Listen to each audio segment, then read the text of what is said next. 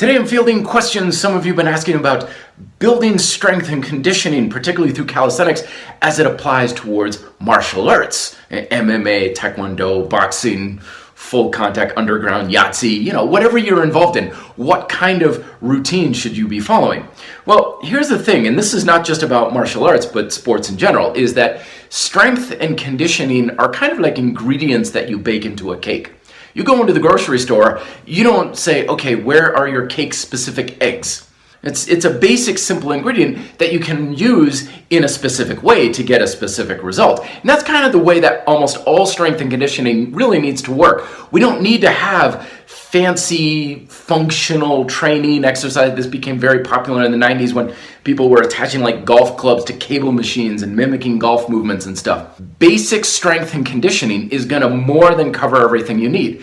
With those raw ingredients, those strength and abilities that you build from those moves, then you apply them towards your martial art through your specific training. It's the actual training of the martial art that is far most important. The strength and conditioning stuff is supplemental, but it builds up those raw qualities that then can be turned into your abilities through the practice that you do. Now, with that said, the caveat to that is see if you have any glaring weaknesses that you should focus on. Ask your coach or instructor, like, what do you, physically, of my abilities, what do you think is holding me back? And then train those specifically, but only to you.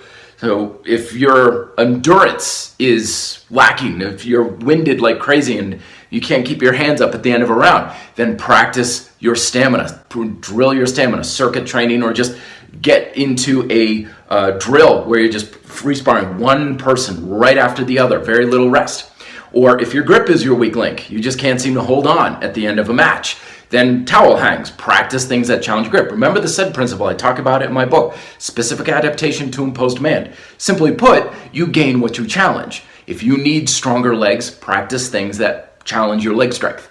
If you need more stamina, practice in a way that challenges your endurance. It's not very complicated. But again, that's only really applicable if you have a specific weakness to work on. Otherwise, general strength and conditioning that you'll find in like convict conditioning, Get Stronger method, almost anything will probably be more than enough to cover you. Questions down below. Be fit, live free.